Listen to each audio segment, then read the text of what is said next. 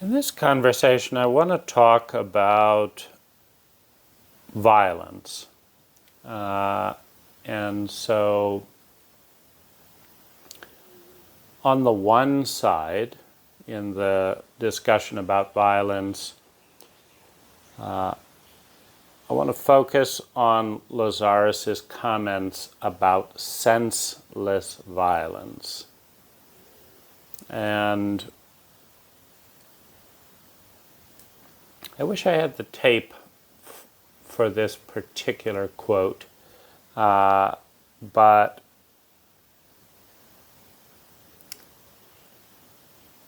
senseless violence or any violence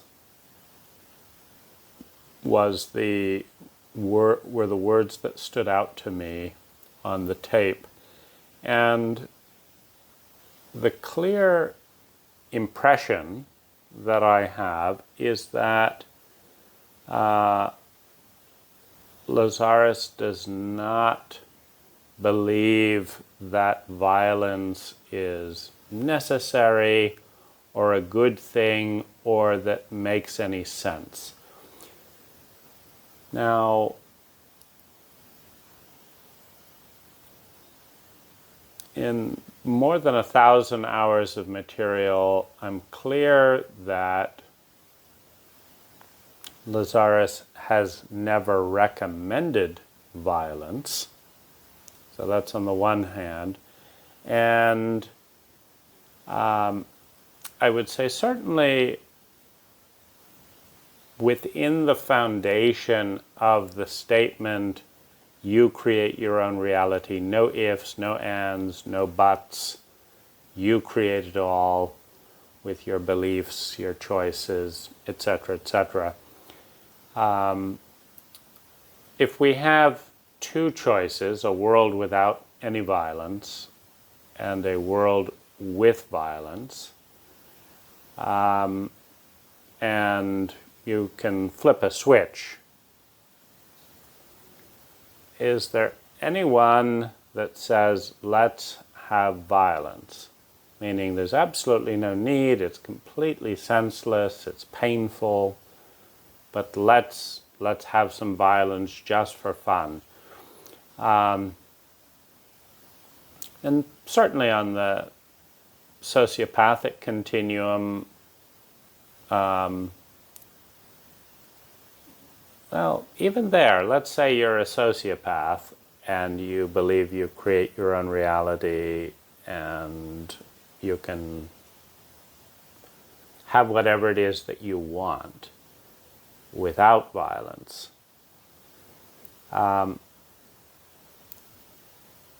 Sociopaths and the sociopathic model of creating what one wants is not seeking violence per se. Rather, someone who is sociopathic or in a sociopathic state relative to being in an empathic state doesn't see a problem with violence because they're dissociated from the pain of another person and they're associated with their own survival instinct. So let's just acknowledge, first of all, that life knows what it's doing on some level. That life, if we accept the common narrative that it didn't exist and then poof, right? One day, the Big Bang, poof, and then billions of years later,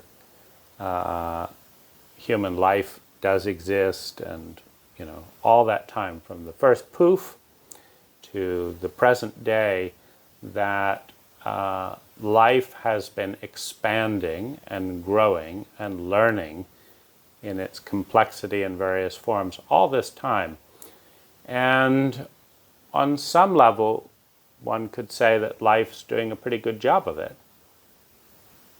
If life were a stock, if you could buy a stock at the moment of the Big Bang.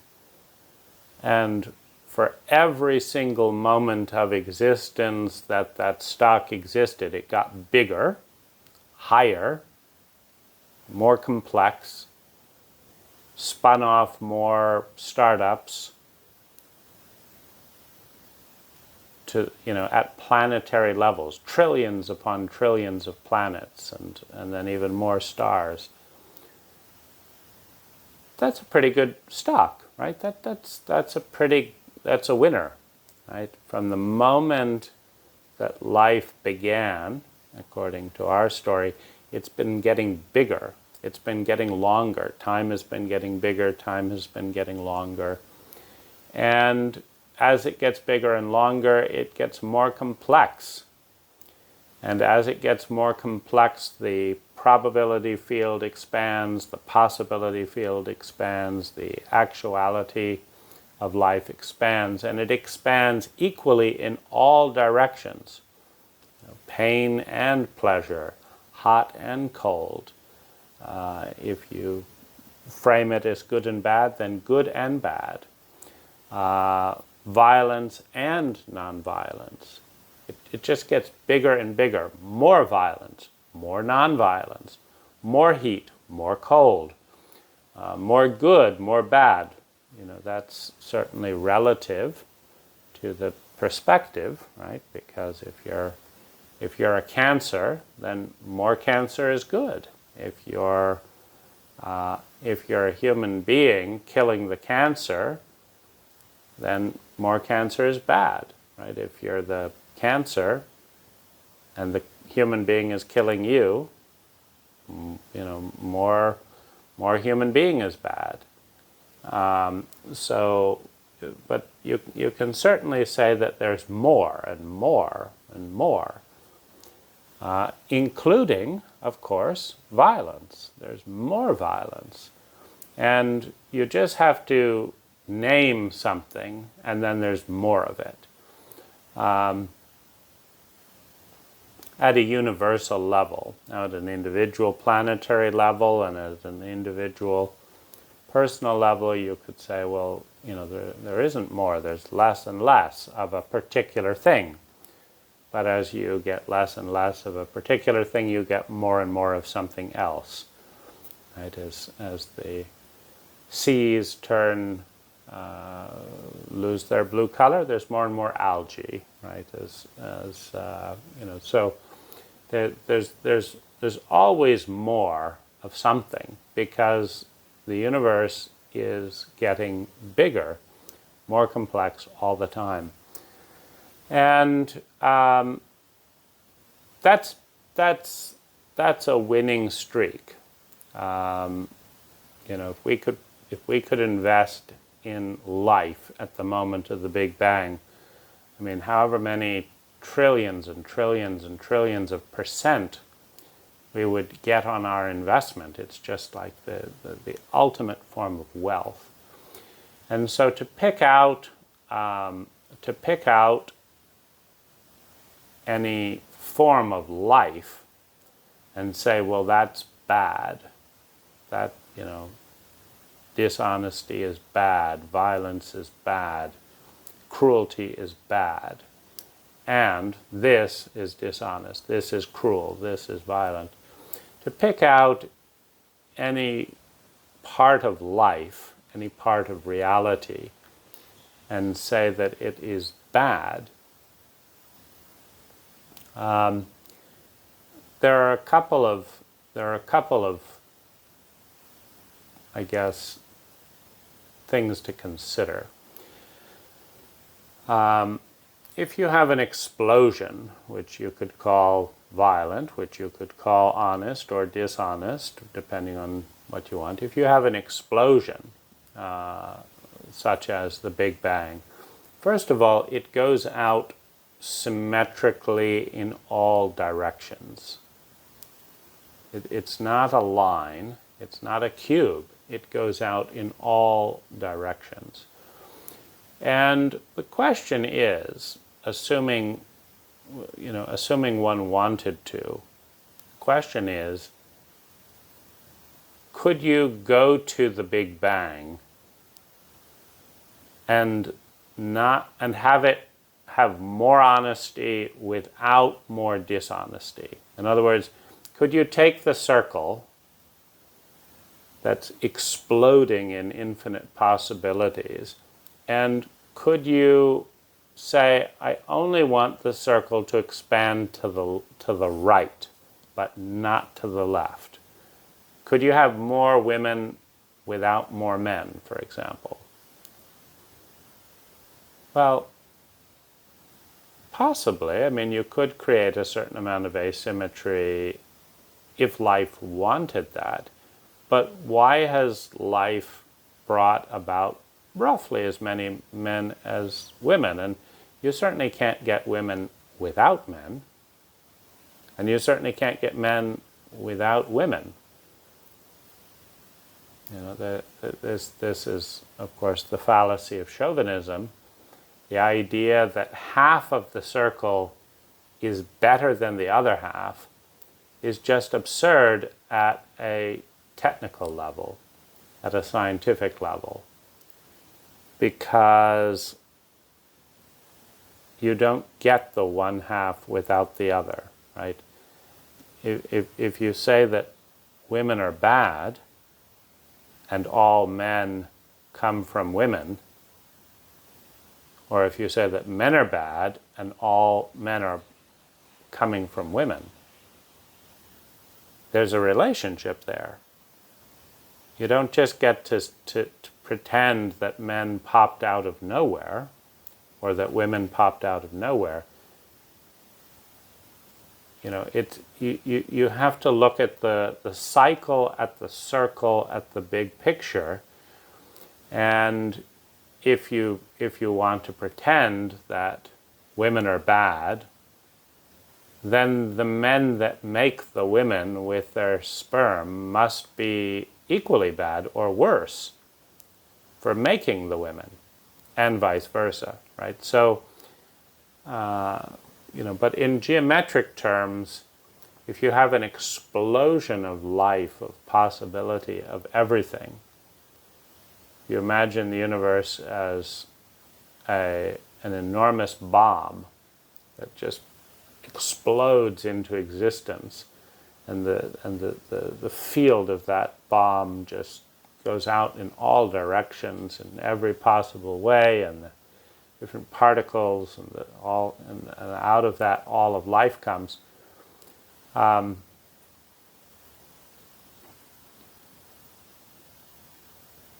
Could you have one part of life without the other part? Now, life is big enough that with it, on an individual level, we can have more hot than cold.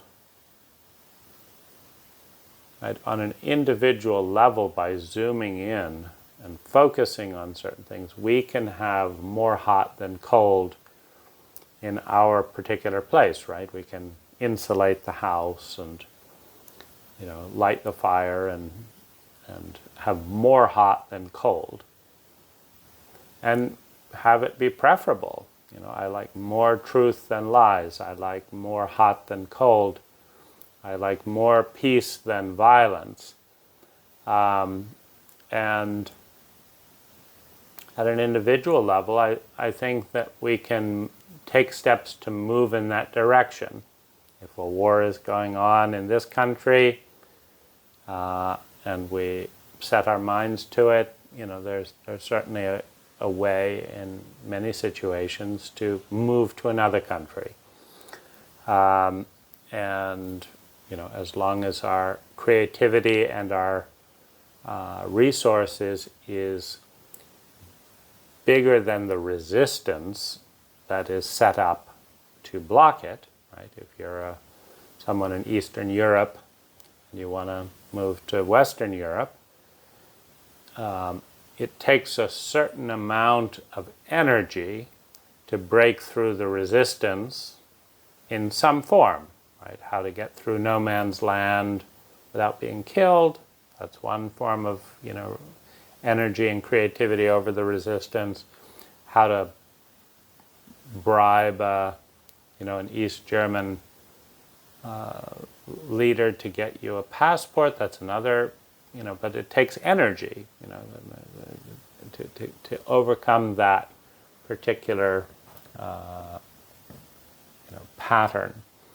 And so, at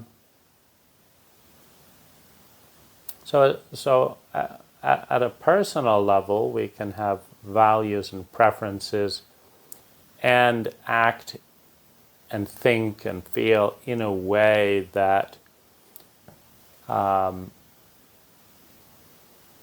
increases the odds of moving in that direction.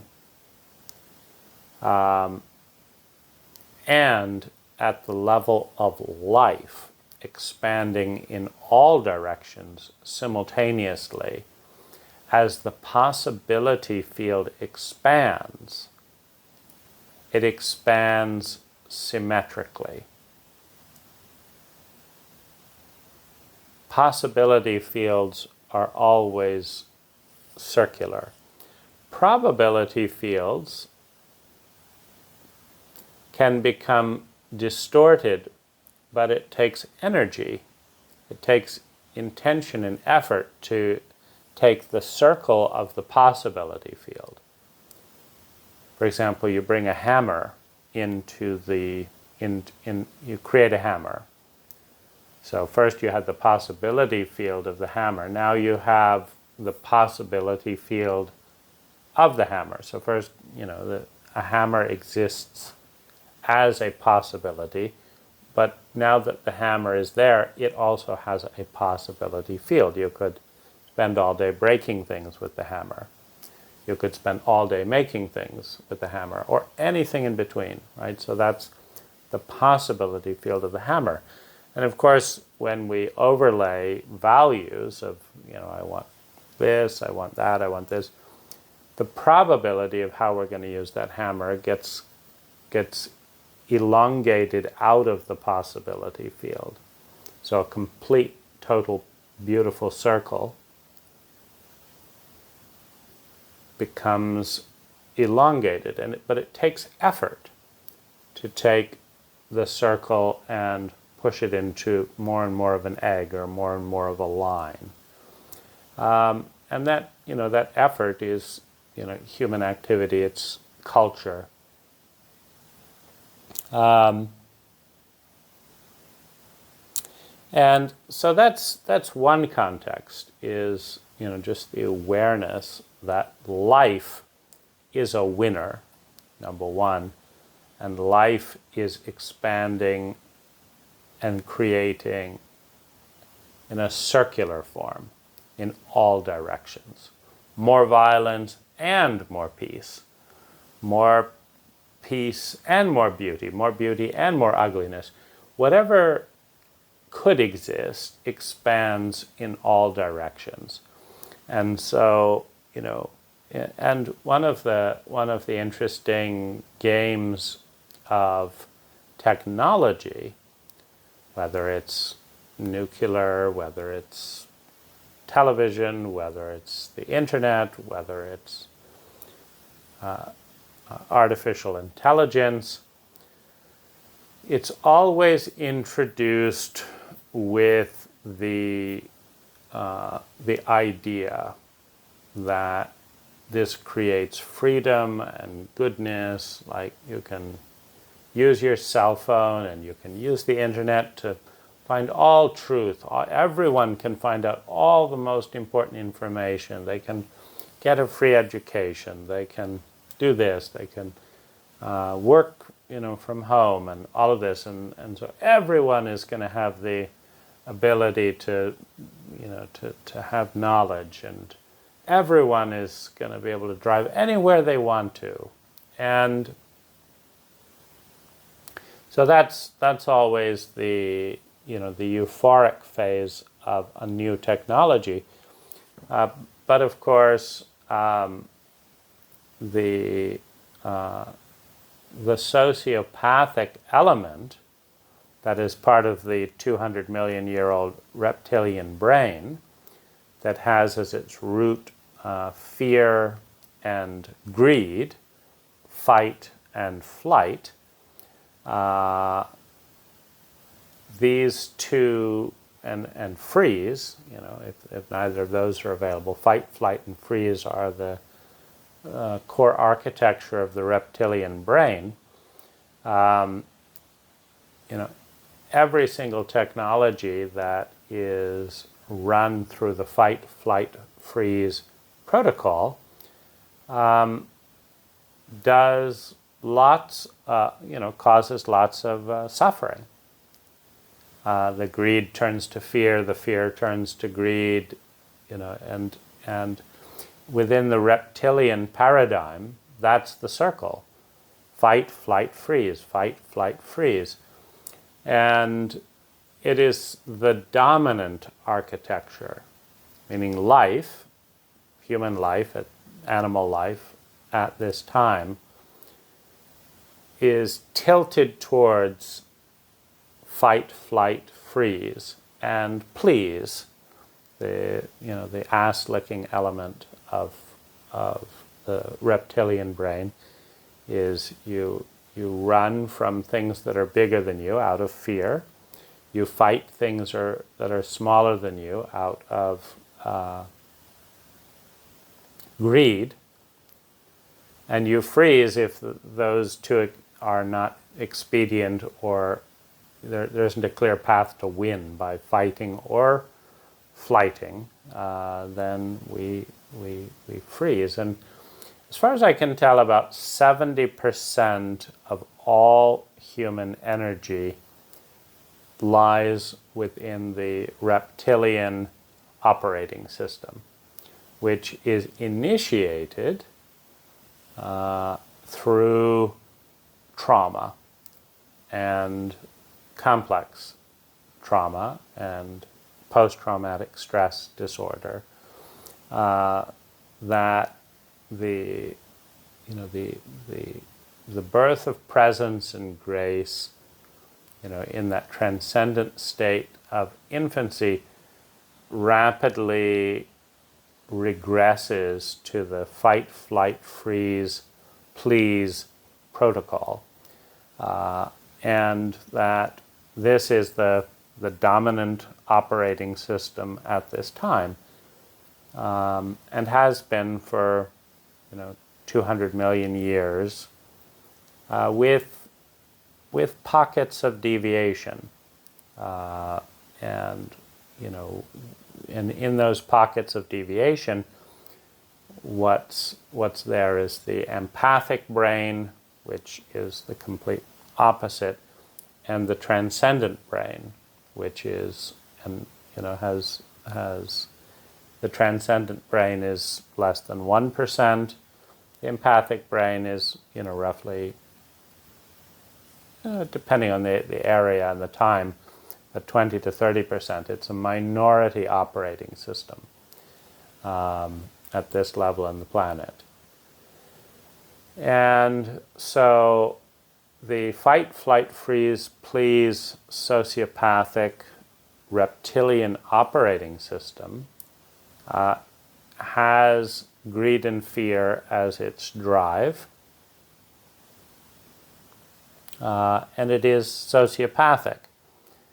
And so within that domain, you have the police, you have the military, you have discipline, you have punishment, you have the media, the press, the free press, the check on power, because it's within the reptilian operating system that ultimate power leads to ultimate corruption, because if you have total power, you have zero fear and 100% greed. And so if you have zero fear, 100% greed, and you're in the reptilian brain, then you just feed on anything and everything in larger and larger amounts, because you're not afraid of anything, because nothing can stop you. And so, within that paradigm, a balance of power is what creates peace. So when the reptilian brain is primary, a balance of power creates peace. Now, the balance of power comes when I'm afraid that you will punch me if I punch you. And this is the operating system that I was born into with my parents, meaning they were initially not afraid of any backlash, any pain, any suffering. If they hit me and my siblings, but once I grew to a certain size, number one, and I recognized that I was physically bigger than both of them at around 14, then, and I did not want to be hit. Now, an empath doesn't hit someone. Someone who's predominantly in the empathic operating system doesn't hit someone because they say, oh my gosh, that's really painful. If I hit that person, I don't want to be hit. Wow, I don't, that's a horrible feeling, so I'm not going to hit you. That's an empathic statement. And so my parents would have stopped hitting me as an infant, because they would say, wow, that's such a small infant. I mean, wow, I don't like being hit as an adult. Imagine being hit as an infant. And they would stop immediately.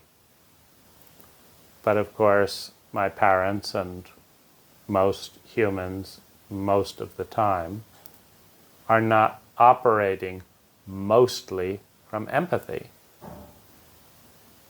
They're operating from fight, flight, freeze, and please, with greed and fear as the dominant operating system. And why should they fear their child who they've always hit when it makes them feel good, or when it gets them what they want? Like, go do this or I'll hit you. And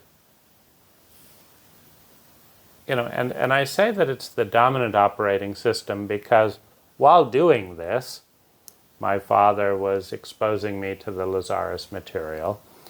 My mother was reading books on forgiveness and Louise Hay and all of this.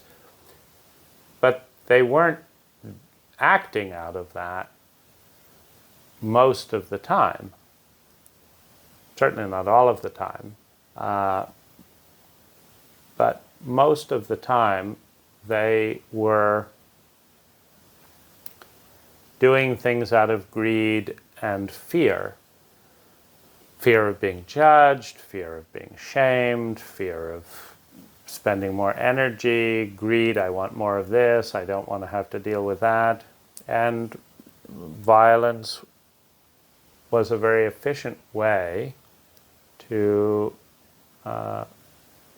get more of what they wanted and avoid some of the things they didn't want. And so that's what they did. And the way that I always look at government is my parents at scale. So my parents cheated on their taxes. My parents were willfully ignorant.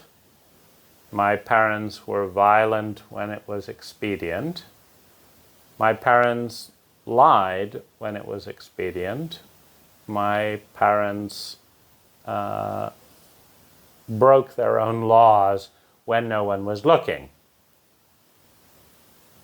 And that's exactly what I see in Washington.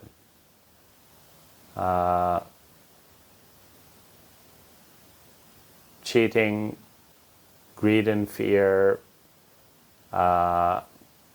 It's not so much what's the right thing to do here as what can we get away with, what gives us more of what we want without having to worry about other people. And I think my parents are about average. Better than average in some areas, worse than average, but probably average to better than average.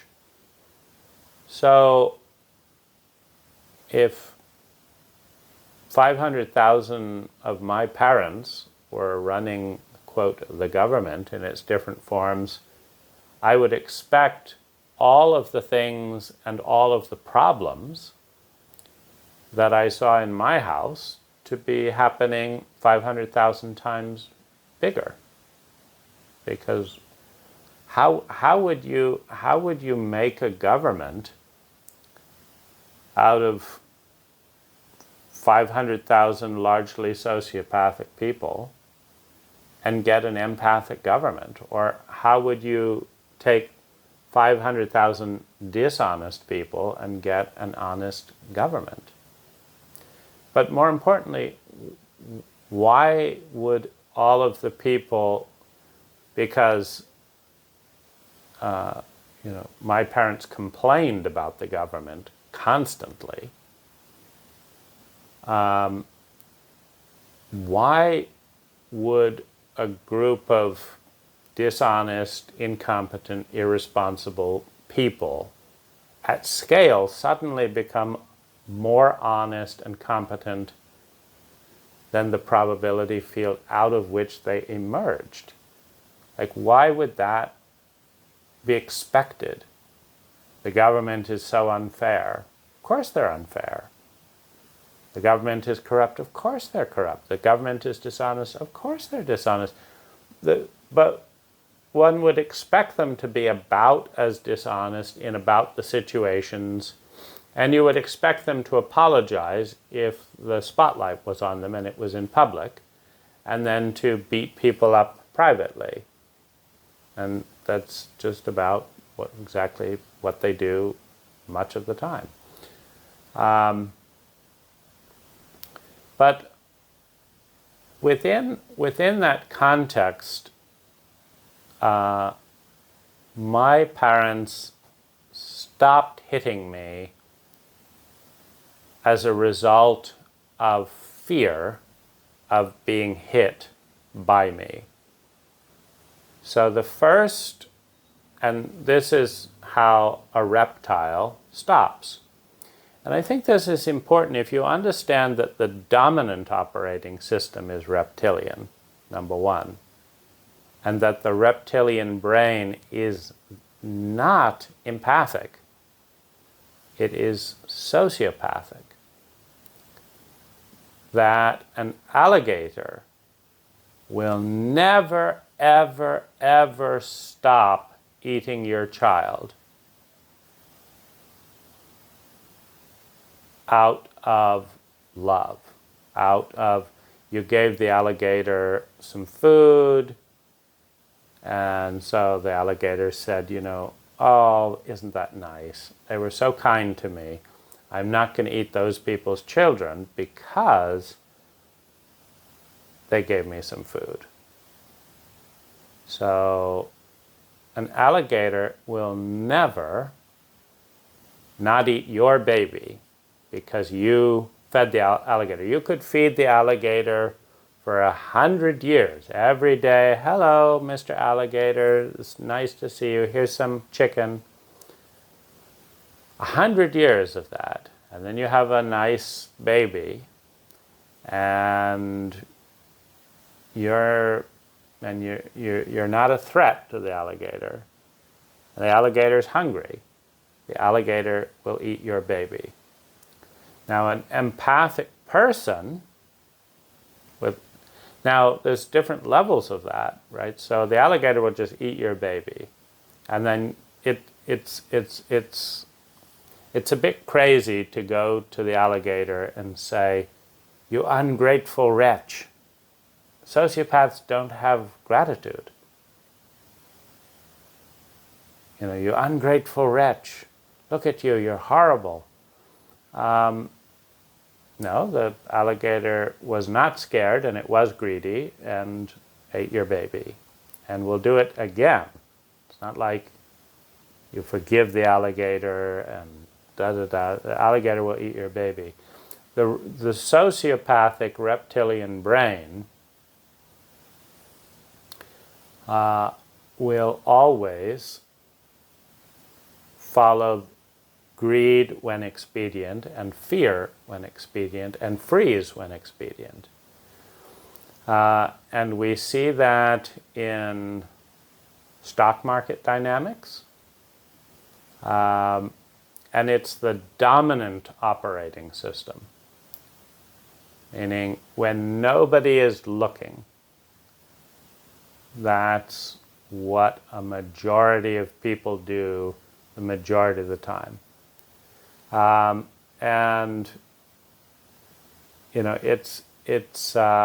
and even when people are looking, I didn't find it very enjoyable, but Mr. Beast did an Amazon documentary with kind of his version of kind of Hunger Games. Even when the camera is on you and 100 million people are looking, sometimes the person who's pretending to be the good guy and all of that is just, yeah, I'm going to take the million. I'll take 600,000 and I'll leave 10,000 for the people that trusted me. And that's, so there's this dance between looking good, which is fear-based. I want to look good. I don't want to look bad. Because we play two games. What we want, the game of what we want people to think about us, and then the game of what fulfills greed and fear. Just as a dominant operating system. And then 30% of the time, or in 30% of the areas, we do the empathic dynamic. Zuckerberg may willingly infect the whole planet with shame and mental illness using a Facebook algorithm and ads, but he will not let his own kids do that, right? So in a small microcosm, right, we're going to teach my kids this, and Steve Jobs might invent the iPad and advertise it to children and teenagers, but he won't let his own children have an iPad, right? Because he understands the data, right? He's sociopathic towards the world, but empathic towards his own children. The same with DuPont, right? They'll infect employees with C8, but they wouldn't probably give C8 to their own children or let their own children work in the factory. So you have the empathic and the sociopathic, in different areas. So, so the question, because in Lazaris's narrative, he has talked about the fact that one group of, was it Atlantinians? Anyway, I forget the name, but he said that one group tried to breed fear out of genetics and became incapable of violence, and but was kind of weeded out of the gene pool because as I think they lived underground. But as some of those mingled back into the gene pool, many of them died off because, if you're unable to fight off an alligator, and an alligator understands that. It doesn't matter if you're nice to the alligator for 1,000 years. Now, admittedly, if you feed the alligator more efficiently than it could eat you, and it understands that, then the alligator may not eat you because it's not hungry, and you're efficiently providing food fast. I mean, if it ate you, then where's its food going to come from? But that's not an empathic equation. That's a sociopathic equation. In the same way that a politician will use someone to get elected, but then discard them if they become a liability to the election or a liability to staying in power, then they ask for the resignation of that person who didn't do anything wrong. Right? The president made the mistake, but they ask for the resignation of someone that they can throw under the bus, because that's what sociopaths do. That's what greed and fear does in that situation. I've got the power, so you take the hit for me. You go to jail because I don't want to, and I have the power. And as angry as people are with Trump, there's something awfully refreshing in someone who acknowledges the reptilian operating system and lives it completely transparently relative to someone doing the same thing and being really, really, really worried about what other people think of them or what they look like. Right? And so there's something refreshing about that. And there's something disturbing about it in a delusional framework where we're pretending that we don't have a sociopathic brain. And so I would say that in summation,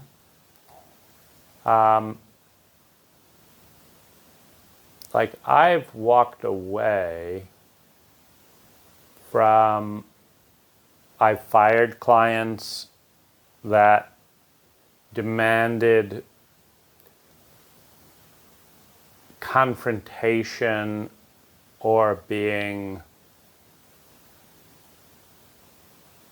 stolen from in different ways. There are some clients that just push and push and push and push. They begin by pushing for a very, very, very, very low price. And usually at that stage of the game, they'll say, "Oh, we're not picky. We just want something very, very, very basic, but we need it really, really cheap."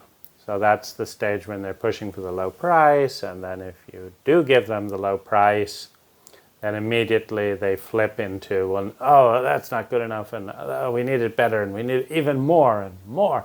I just need it more, and oh, I thought that was included," and and so then the fear of the price flips into the greed of the product, and they'll just go as far as they possibly can,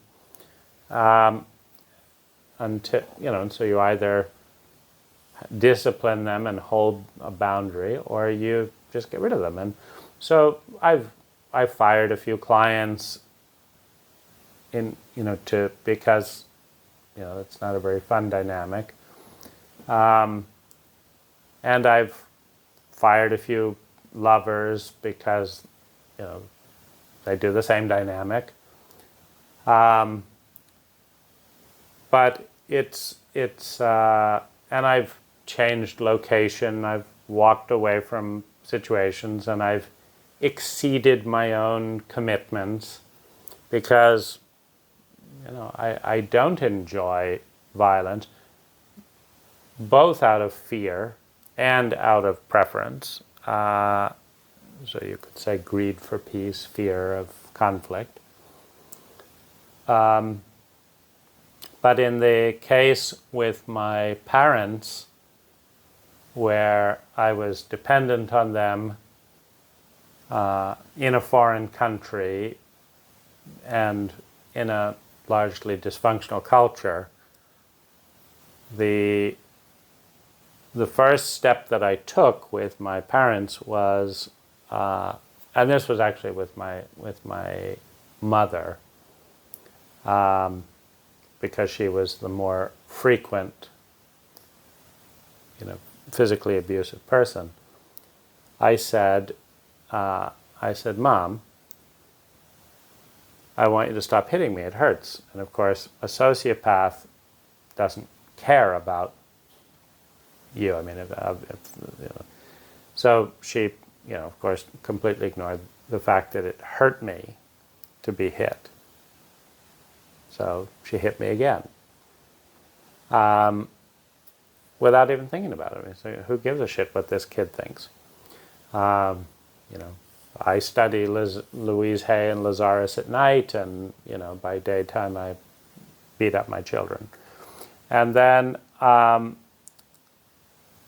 so I said, I could, of course, beat you, or kill you or whatever. I'm bigger than you, and I'm not going to do that. I'm going to slap you or hit you with the same pressure that you use with your smaller body, number one, and number two, in the same amount. If you slap me twice at what I think is like 5 pounds of pressure, I'll slap you twice in the same area with about 5 pounds of pressure. And if you don't want that, all you have to do is stop hitting me. That's it. If you never want to be hit, you never want to be slapped, just cut it out. But she wasn't scared of me because I had never done that before. Right?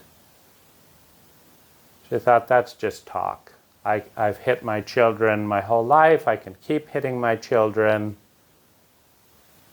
Those words didn't hurt me. They didn't scare me. They're not associated with pain. So I said it. I mean, any fool could look at me. I'm bigger than her. Obviously, I'm tired of being hit.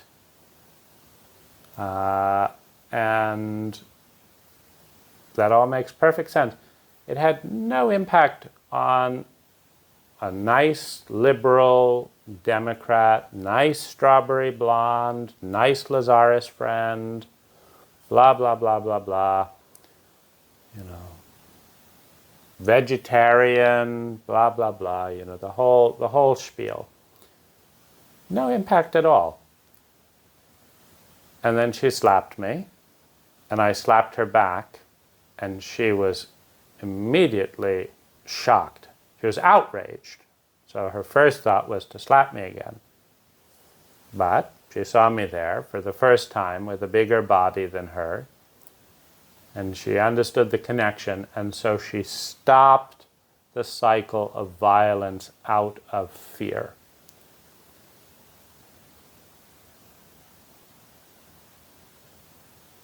Not out of Lazaris, not out of empathy, not out of love for her children, not out of Louise Hay, not out of anything but fear. She stopped the cycle of violence out of fear. And she never hit me again. She hit my siblings because they did not confront her with violence. But she never hit me again. And this is something that Lazaris and pacifists and whatever it is not dealing with. Meaning, I did not come to that because I have a principle of violence. Like, that's my principles. I didn't come to that out of desiring and imagining and believing. I came to that as a acknowledgement that my mother was a sociopath and a narcissist when it suited her. But I understood that sociopaths and narcissists don't enjoy being slapped. Now, I did the exact same violation verbally before when I was much younger, and my mother was risking my life, and she thought it was hilarious. And I realized she wouldn't stop because she was worried about my safety. She wouldn't stop because it hurt me. She wouldn't stop if I died. Well, she would stop after I died because I'd be dead. But I thought in my mind, I mean, obviously, a sociopath is not worried about me. But what is she worried about?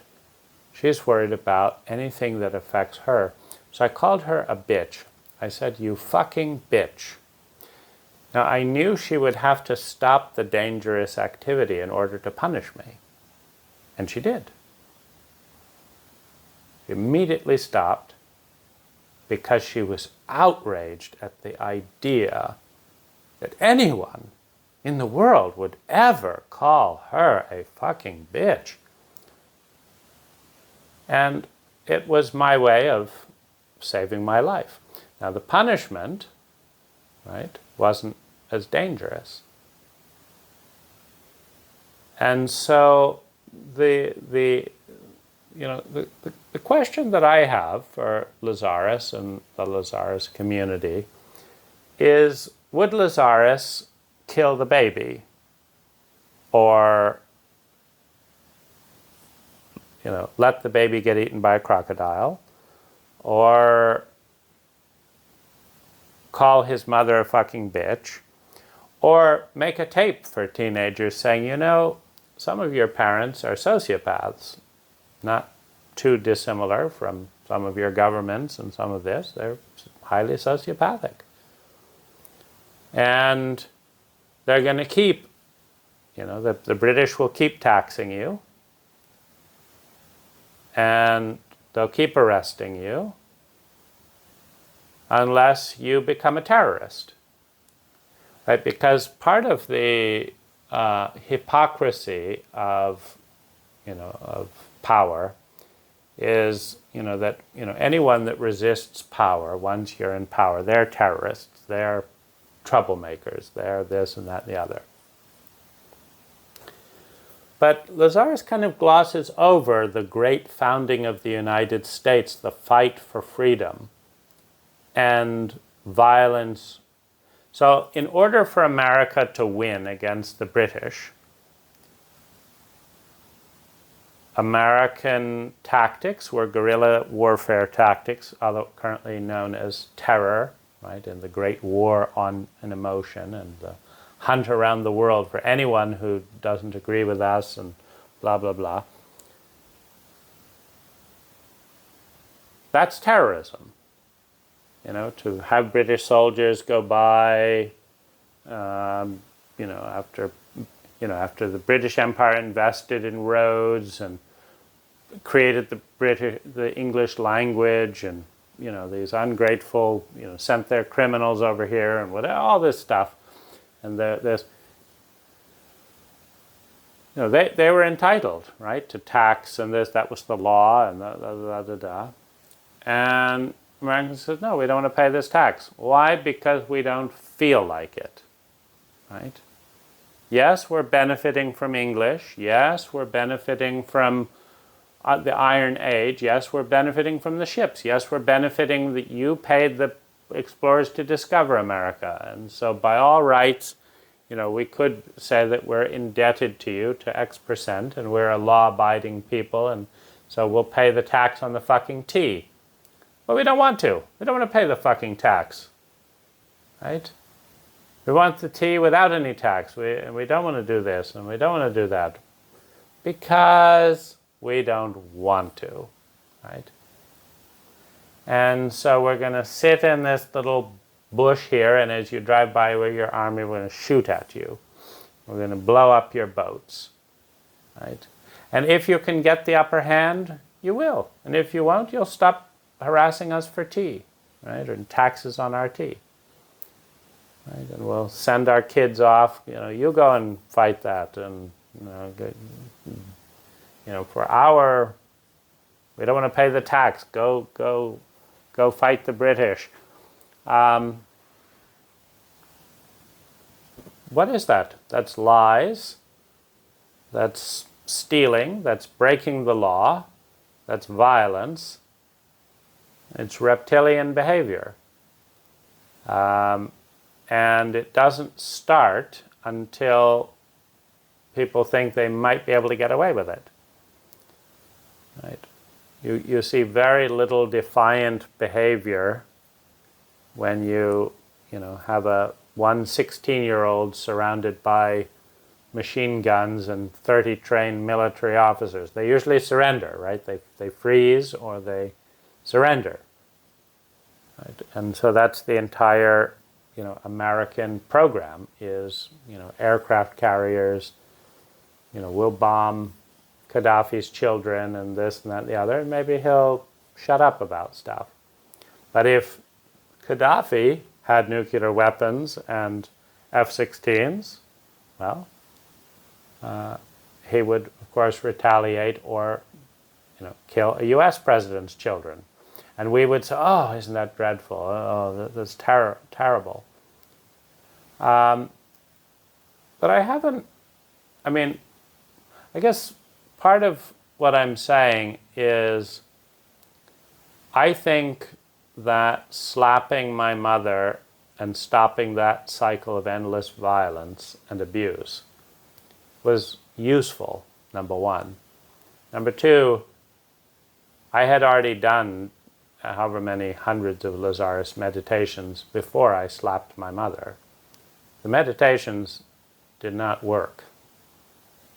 Slapping my mother did. The Cold War, the Berlin Wall, the this, the that, a balance of power and a willingness to cause pain is the language of the reptilian brain, which is a 200 million year old operating system invented by life because it works to some degree, meaning it's a crude operating system, but it has worked. I just don't see Lazaris being willing to support an abused teenage boy in not being bullied indefinitely by his parents. And that's a criticism, right? That, the fact that part of my teenager feels bad, confused, depressed, suicidal, all about this type of stuff. And Lazaris does not acknowledge the prevalence of the reptilian brain as a basic operating system, even while hiring armed guards to keep out Lazaris friends from seminars. It's just a level of crazy-making failure, hypocrisy. I don't think much of it. And I think,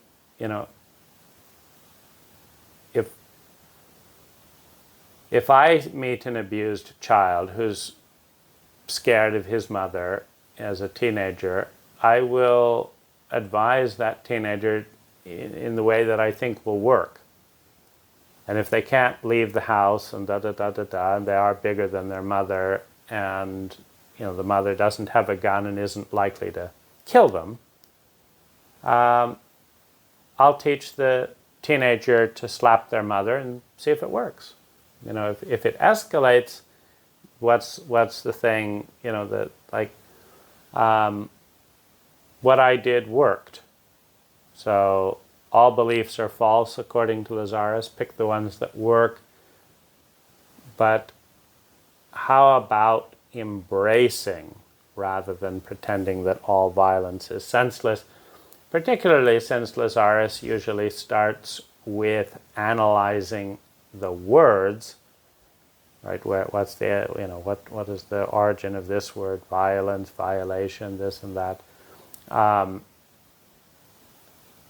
Violence is the most sensual thing there is in many cases, right? So if you're going to be a Lazaris and analyze senseless violence, well, let's take that apart and say it isn't senseless, it's sensual, right? It's incredibly sensual. Let's deal with reality. And if it didn't work, people wouldn't do it, right? And if you're going to say all beliefs don't work or aren't true, pick the ones that work, well, then elevate violence and honor the warrior archetype within men and women, right? Honor the women that, rather than being endless victims, take karate. Honor them. Don't pretend they're more spiritual if they don't take karate and are raped. No.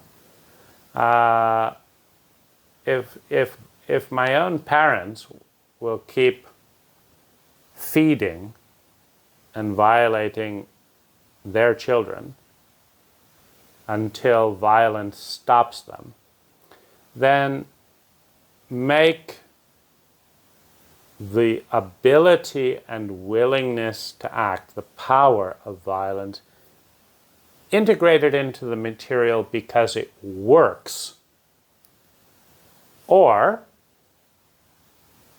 embrace the criticism if the material doesn't work because it doesn't deal with reality. So those are my thoughts, and that's it.